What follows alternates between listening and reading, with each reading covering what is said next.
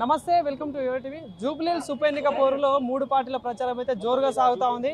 So ఈ రోజు జూబ్లీహిల్స్ లో కాంగ్రెస్ పార్టీకి సంబంధించిన మంత్రులు కావచ్చు, ఎమ్మెల్యేలు పెద్ద ఎత్తున పాల్గొంటా ఉన్నారు. సో మనతో పాటు ఆలేరు ఎమ్మెల్యే బీర్లా ఐలయ్య గారు మనతో పాటు ఉన్నారు. అన్న, ఎట్లా సాగుతా ఉంది ప్రచారం? మరి ప్రజల్లో ఎట్లా వస్తా ఉంది? ప్రజలంతా కూడా కాంగ్రెస్ వైపు ఉన్నారు. నవీన్ యాదవ్ మా బిడ్డ, ఈ ప్రాంతంలో అధికారం లేకున్నా ఆయన ఎమ్మెల్యే కాకుండా మా అందరికీ కష్ట సుఖాల్లో పాలు పంచుకున్నారు. కాబట్టి కాంగ్రెస్ పార్టీ రేవంత్ రెడ్డి గారు ఒక మంచి అభ్యర్థికి అందరినీ కలుపుకపోయి అన్ని విధాలా మాకు అందుబాటులో ఉండే వ్యక్తికి ఇచ్చినాం. కాబట్టి గతంలో టీఆర్ఎస్ కేసు మేము మోసపోయినాం. ఈ రెండేళ్లు కూడా అతను మాకు అందుబాటులో లేడు. నవీన్ యాదవ్ అధికారం లేకున్నా మాకు అందరికి కష్ట సుఖాలు ఉంది. కాబట్టి నవీన్ యాదవ్ కేసామని చెప్పి ముసలోళ్ళు, వృద్ధులు, వికలాంగులు అందరూ కూడా ఎవరున్నా నవీన్ యాదవ్ కాంగ్రెస్ పార్టీ చేకూర్తు కేసమంటున్నారు.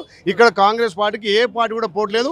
వాళ్ళు బీజేపీ, బీఆర్ఎస్ రెండు కూడా చీకటి ఒప్పందాలతోటి ఎన్ని కుట్రలు బందినా వాళ్ళకి డిపాజిట్ కూడా రాదు. నవీన్ యాదవ్ 75,000 మెజార్టీతో గెలుస్తున్నాడు. అంటే మీ అభ్యర్థిపై కూడా అనేక రకమైన ఆరోపణలు చేస్తా ఉన్నారు. ఎంఐఎం అభ్యర్థిని తీసుకొచ్చి ఇక్కడ పోటీ చేపిస్తా ఉన్నారని చెప్పేసి బీజేపీ నాయకులు కిషన్ రెడ్డి లాంటి వాళ్ళు మాట్లాడతారు. వాళ్ళు బీజేపీ వాళ్ళు ఏమున్నా మతాలను, కులాలను నమ్ముకొని కుల చిచ్చులు, మత చిచ్చులు పెట్టి వాళ్ళు చేస్తారు తప్ప Congress party, national party B form మీద నవీన్ యాదవ్ పోటీ చేస్తుండు.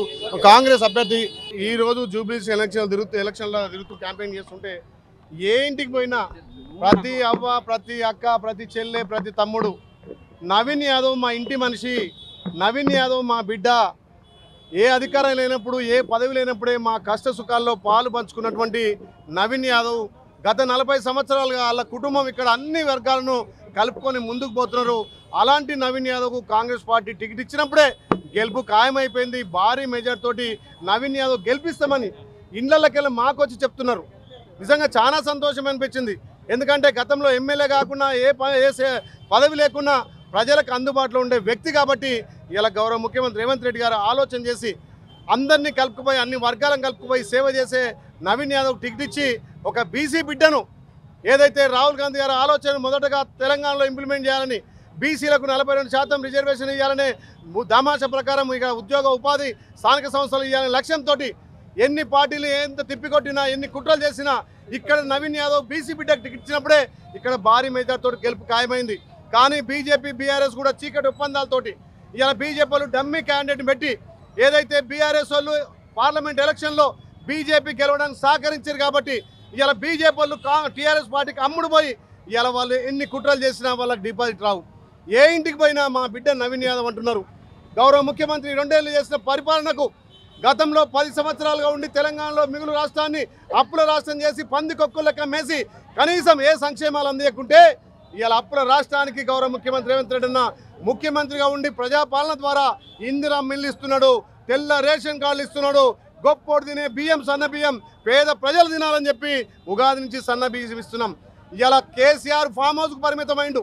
ఇలా ఇంకా దురహంకారం పోలే తెలంగాణ ప్రజలు మార్పుకొని ఫామ్ హౌస్లో పడుకోబెట్టినా ఇలా మా బీసీ బిడ్డ మీద నిందలేస్తున్నారు. అంటే బీసీలు అంటే మీకు అంత హక్క? బీసీలకు రాజ్యాధికారం రావద్దా? ఒక బీసీ బిడ్డ నవీన్ యాదవ్ అసెంబ్లీకి పోయి ఈ ప్రాంత ప్రజల కోసం కొట్లాడాలని ఆలోచన చేస్తుంటే బీసీ బిడ్డ మీద దుష్ప్రచారం చేస్తున్నటువంటి 2 ఆంబోతులు అక్కడ హరీష్ రావు, కేటీఆర్ డ్రామాలు ఆడుకుంటూ ఇలా చిల్లర మల్లర చేస్తున్నారు. ఇలా తెలంగాణ ప్రజలు మీకు బుద్ధి చెప్పినారు. ఈ ఎలక్షన్లతో, జూబ్లీ ఎలక్షన్లో కాంగ్రెస్ పార్టీకి భారీ మెజార్టీ నవీన్ యాదవ్ తోటి గెలిపించి మీకు తగిన గుణపాఠం చెప్తారు. జూబ్లీస్ ప్రజలు ఆలోచన చేయాలి. మీకు అభివృద్ధి కావాలన్నా, ఇక్కడ సంక్షేమం కావాలన్నా అసెంబ్లీకి నవీన్ యాదవ్ రావాలి. గౌరవ ముఖ్యమంత్రితో కొట్లాడి ఈ ప్రాంతాన్ని అభివృద్ధి చేస్తారని చెప్పి నమ్మకం మాకుంది. మేము కూడా అన్ని వర్గాలను కలుపుకొని అన్ని ప్రజలను కూడా నవీన్ యాదవ్ గెలిపే ముఖ్యంగా ముందుకు పోతున్నాం.